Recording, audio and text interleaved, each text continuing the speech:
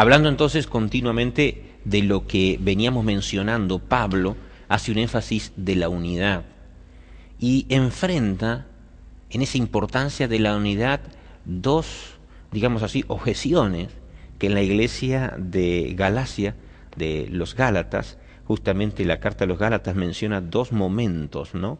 Y allí dice, los falsos maestros de Galacia pretendían que el evangelio de Pablo no estaba en armonía con lo que predicaba Pedro y los otros apóstoles. Es decir, en cierto sentido lo quieren diferenciar a que el evangelio de Pablo era otro evangelio en lugar justamente del de Pedro y los apóstoles, y además mencionan que Pablo no tenía autoridad. Dos maneras que quieren justamente disminuir, ¿no?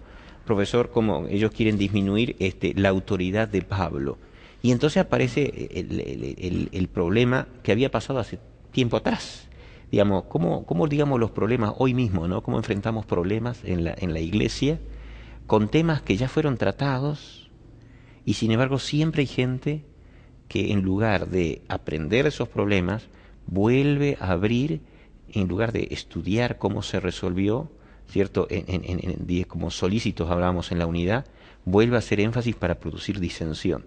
Y el día lunes habla, dice, la circuncisión y los falsos hermanos, ¿no? Y entonces Pablo presenta allí la respuesta a lo que le había pasado, ¿no? Los Gálatas eran conversos de Pablo. Uh-huh. Eran regiones, era una región o una zona donde Pablo había predicado el Evangelio. Como él dice, casi por 14 años las iglesias de Judea y los mismos apóstoles prácticamente ni sabían de Pablo, ni lo conocían. Dice que no lo conocían de vista. Uh-huh. Es llamativo ver que estas personas habían sido formadas y enseñadas, instruidas por Pablo en base a las profecías, en base a las escrituras, en base a lo que era el Evangelio. Lo que Pablo había aprendido directamente de Dios. Es decir, nosotros muchas veces tenemos la tendencia a pensar que el Evangelio es el Nuevo Testamento, Uh-huh. pero Pablo enseñaba el Evangelio con el Antiguo Testamento. Uh-huh. O sea, el Nuevo Testamento se cuenta después como una historia de lo sucedido.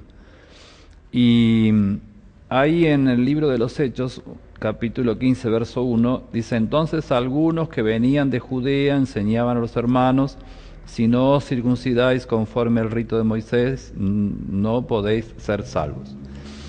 Y me parece que el tema de la división, del problema de la, digamos, de la diferenciación de opiniones religiosas se produce porque vienen personas enseñando otra cosa. El apóstol Pablo insiste que lo que él predica es lo mismo que lo que han predicado los apóstoles. Pero lo que pasa es que de alguna forma hay personas cristianos que venían con otra idea. Y entonces eso es lo que producía en ese momento la disensión. Uno le gustaría saber cómo hoy podría aplicarse la situación que vivieron los Gálatas. Pero hoy también, ¿verdad? Los pastores predican, los hermanos predican, y el Evangelio es uno solo. Pero siempre hay alguien que tiene una opinión diferente y que de alguna forma quiere colocar como centro de todo la opinión personal que tiene. Y eso produce... una posición confrontativa, ¿no? Claro, la confrontación. Que va al choque. Sí. En lugar de buscar la unidad, o yo o él. Pero no hay dice blanco o negro, pero no hay punto, Sí. digamos, de poder buscar la unidad, ¿no? Sí, que la mayoría de las veces no es más que una opinión personal y un capricho personal Uh-huh. de algunas personas, y con el deseo de no dejar lo que ellos piensan. Ahora, en cierto sentido, digamos así, aquellos que hablaban de la circuncisión, no es que no estaban basados en la Biblia, ¿no? El hecho es que no habían hecho la aplicación de lo que significaba la muerte de Cristo, ¿no? En ese sentido, porque ellos hablaban muy bien de circuncisión, señal del pacto, visible, era necesaria para el Antiguo Testamento, nada más que ellos querían seguir en esa línea y no habían entendido para qué Cristo había venido, ¿no? Sí. ¿Podríamos decir una cosa así? Claro, porque la circuncisión, según Génesis 17, fue dada como señal del pacto entre Dios y Abraham, Uh-huh. y fue dada como señal de la fe y de la obediencia de Abraham, es decir, de aceptar la propuesta que Dios le hacía.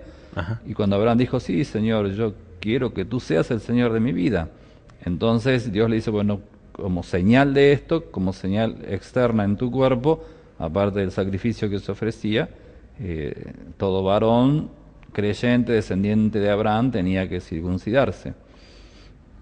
Entonces, de alguna forma, y por una cuestión de deformación de la religión, los judíos se olvidaron, los judíos del tiempo de Cristo, que la circuncisión era una señal externa de algo interno que estaba sucediendo en el corazón. Claro. A mí me encanta leer Deuteronomio, el capítulo 10, el verso 16, Ajá. cuando dice circuncidaos vuestro corazón. Ujú. Sí, está muy bien. El varón judío, el varón hebreo tenía que circuncidar su prepucio, pero el llamado de Dios es a circuncidar el corazón. Después Jeremías capítulo 4, verso 4 dice lo mismo, y Romanos 2, 29. Y los judíos del tiempo de Cristo, y aún los judíos cristianos, o los cristianos judíos judaizantes, ellos habían puesto a la circuncisión como el centro o el instrumento de la salvación. Ellos habían tomado una parte por el todo. Y cuando se toma una parte por el todo, no es raro que el todo se descuide. Ujú. Y en este caso, el foco estaba desviado. El foco no era la circuncisión. La salvación no venía por la circuncisión. La salvación venía por el Cristo prometido. Claro. Ellos no habían, digamos, comprendido todavía los efectos de la cruz, de la muerte de Cristo, en cuanto a la ley, cierto, ceremonial, y en cuanto al tema de la circuncisión. Y seguían, ¿por qué estaba eso, no? De continuamente esa línea de atar cargas, de atar cargas, de atar cargas, que de repente nosotros algunas veces como adventistas somos un poquitito identificados como que atamos continuamente cargas de peso al Evangelio. ¿Qué diferencia sería los 10 mandamientos con esto de la circuncisión? Sí, alguien alguna vez dijo que muchas personas están muy deseosas de obedecer lo que Dios nunca pidió que se obedeciera. Ajá, está lindo. Pero no están dispuestos a obedecer lo que Dios quiere que se obedezca. Ajá. Y no deja de ser, es una cuestión para pensarlo Ujú. y discutirlo. Y me parece a mí que cuando las personas se ponen a obedecer lo que Dios no mandó que se obedeciera, es como que quieren desenfocar su vida de lo que es lo importante, de lo que es el meollo de la cuestión.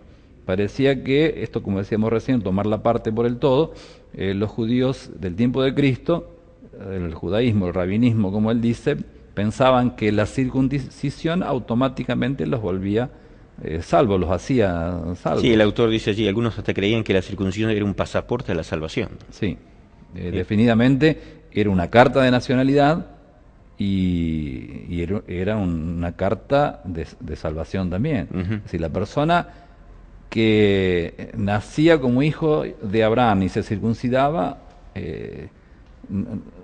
ni haciendo fuerza podía perderse. Es decir, Claro. ya estaba destinada a ser salva, Claro. por simplemente haber nacido como descendiente de Abraham y haberse circuncidado. Pablo entiende esto, y entonces por eso allí se confronta con otra vez, y él expresa, ¿no? Pablo expresa que o una o la otra, no hay un punto medio, ¿no? La discusión de Pablo es que él quiere dejar en claro que Cristo es el cumplimiento de la profecía, que Cristo es el cumplimiento de lo que señala la circuncisión, y que Cristo pasa a ser el centro de la religión. Ujú. Y por ese asunto Pablo definitivamente fue a la muerte, Ujú. por decir que la historia de la salvación pasa por la cruz, la historia de la salvación va por la cruz de Cristo, algo que los judíos que no creyeron en Cristo no aceptaron, y que después lamentablemente los judíos cristianos seguían pensando que había que circuncidarse para ser salvo. Dice allí, él objetaba la insistencia de que los gentiles tuvieran que someterse a la circuncisión. Los falsos maestros decían, si no circuncidáis conforme al rito de Moisés, no podéis ser salvos. El problema, dice el autor, si ustedes me acompañan en la última parte, no era acerca de la circuncisión, sino acerca de la salvación. La salvación es solo por la fe en Cristo, no se gana con la obediencia humana.